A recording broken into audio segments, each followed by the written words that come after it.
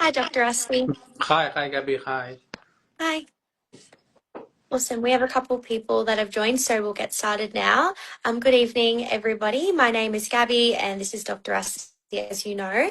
Thank you for joining this evening. So the topic for our live this evening is ovarian stimulation protocols in IVF. So I'll pass over to Dr. Astley, and he'll give us a brief introduction on the topic. Hi, everyone. Good evening.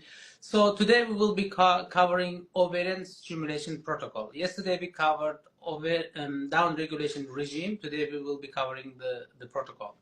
So when you see if your fertility specialist, they make a cycle plan, so IVF cycle plan, and that IVF cycle plan includes ovarian stimulation protocol. So in ovarian stimulation protocol, as its name says, you will have a plan how you can stimulate your ovaries during IVF. So ovarian stimulation lasts approximately 10 days. You start ovarian stimulation from first or second day of your menstrual period, then stimulate ovaries for approximately 10 days. Then your ovarian stimulation stops when you do trigger shot. So you have a protocol for those 10 days. So ovarian stimulation protocol should contain 3 elements. First one is a down regulation of pituitary gland. Second is a stimulation of your ovaries using FSH drug. And the third is achieving maturation of the eggs using trigger shot. So any ovarian stimulation protocol should have 3 elements, which is a down regulation of pituitary, ovarian stimulation using FSH, and then trigger for maturation of the eggs. Great. Thank you for that introduction, Dr. Rusty. Could you please walk us through what a standard protocol is in IVF? Okay, so in ovarian stimulation protocols, you can have various protocols: standard protocol, individualized protocol, optimized protocol. So standard protocol means essentially most patients have a similar down regulation regime, similar dose of FSH drug, same FSH drug, or very similar type of trigger. So pretty much it is standardized for everyone. Maybe you can have a stratification according to age or egg reserve. You may have like 3 different standard protocols. So all patients go through this standard protocol depending on their age or depending on their AMH levels. So this is a very standard protocol, which is not ideal. For example, I can give you an example. Let us say in standard protocol, you may say all patients with AMH of less than 20 should use one type of FSH, I don't know, Gonalep or Purigon, dose of 150, and trigger should be, for example, decapeptyl. So it's not individualized to the person. It's just standardized for their AMH or for their age. So that's called standard protocol, which is not ideal. Thank you, Dr. Rusty. So you've just touched on standard protocol. Could you please explain what an individualized protocol is? So individualized protocol, in the first consultation, the specialist goes through full parameters of the patient. Then they create the protocol, which is not as part of the standard protocol. They create protocol taking a lot of things into account: patient's age, their egg reserve, and other parameters. Like, let us say, for example, if you see huge mismatch in AMH and antral follicle count, let us say your AMH is 5 and antral follicle is 25. So that indicates there may be some deficiency on the FSH LH receptor. So which means for this patient, you need to use additional LH hormone, which is Luveris, for example, or you should use menopause. So you individualize your decision depending on the patient's test results. So then very likely from the first cycle, you're going to get better outcome than using just simply standard protocol, using just patient's age or AMH or antral follicle count. Thank you. So you've touched on standard protocol, individualized. Could you please explain what an optimized protocol is? So optimized protocol is, when you do IVF cycle, let us say you did one round of IVF cycle. If you had a good outcome, if you had a successful pregnancy, excellent, the problem is solved.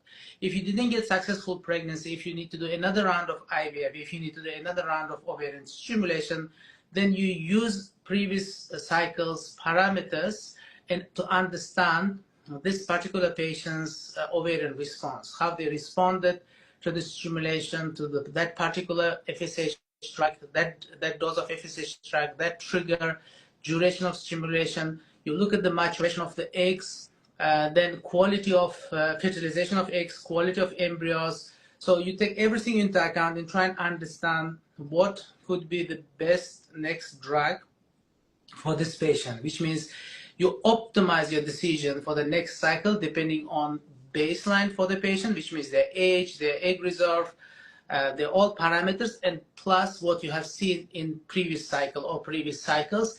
Then you optimize your each decision. Each decision means that, like we said, there are three elements here. So down regulation regime, what regime you're going to use, and what FSH you're going to use, what dose of FSH you're going to use, how long you're planning to do this stimulation for, and whether you're going to do later trigger or earlier trigger, and what trigger you're going to use and dose of the trigger, and interval between trigger to egg collection. So all these decisions will be optimized taking into account patient's baseline and previous cycle parameters. So that's optimized. So very basic protocol is the standard protocol, same for everybody. So next level up is individualized protocol.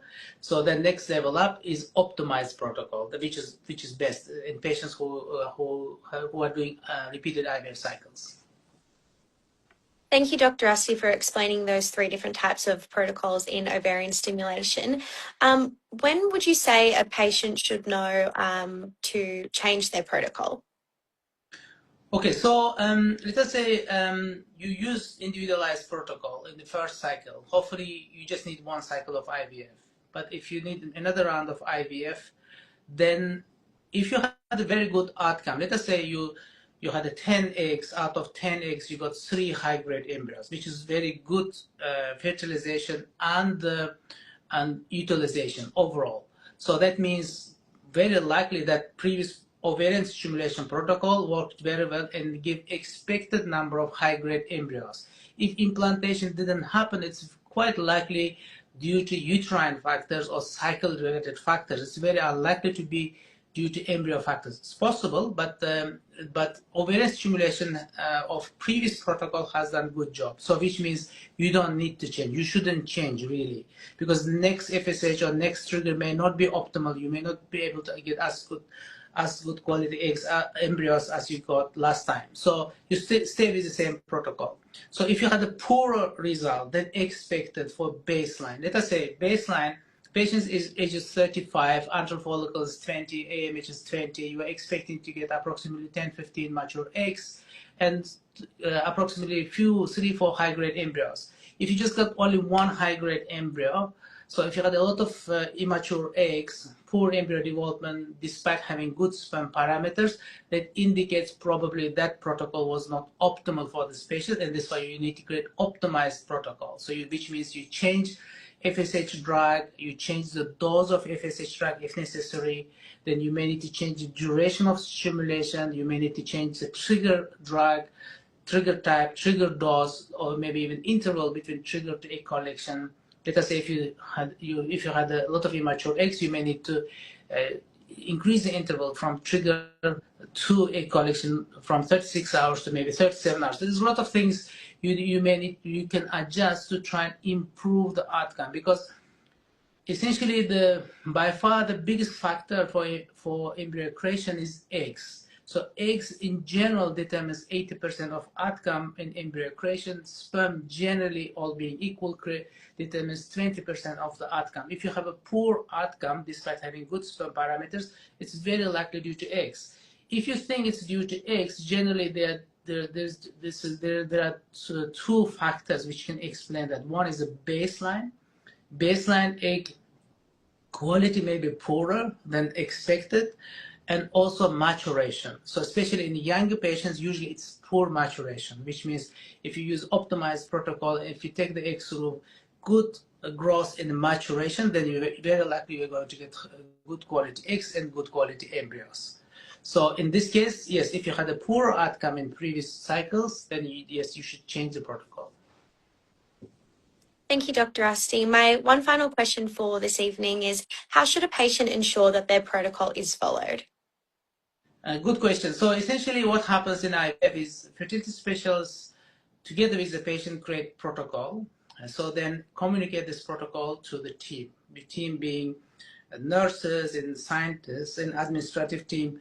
And when patient starts IVF cycle, it should be even before starting IVF cycle, nurses do education session. They explain patient's protocol. They explain each drug and purpose of the drug and how it's used. So the patient should have very good understanding of their protocol before actually they start IVF. So when they have a menstrual period, they do blood tests and inform the nurses. Then nurses need to ensure that the protocol is followed. So which means certain drug, which FSH drug is started and right dose, and patients should be doing injections as planned, which is daily injections. So then down regulation is, let us say antagonist. So the injection should be started on day 5. They get notification they need to start antagonist injection as planned. So they have a monitoring blood tests and scans, and during monitoring, as a specialist, we check whether this protocol is being followed, and then whether we need to make adjustments. So which is optimization as a dynamic optimization, which means looking at the result of monitoring scan and blood tests, we can actually change our protocol as we go along.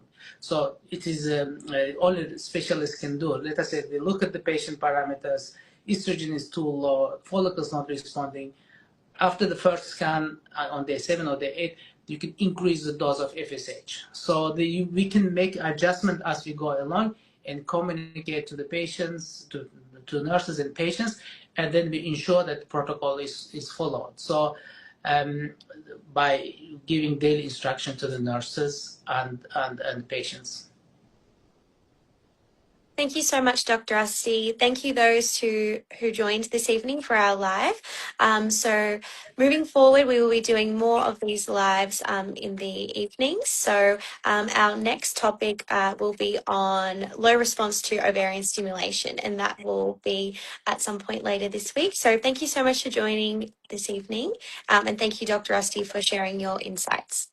Thanks, Gabby, for organizing. Thanks, everyone. Have a nice Thank evening. Thank you. you. Bye. Thank you.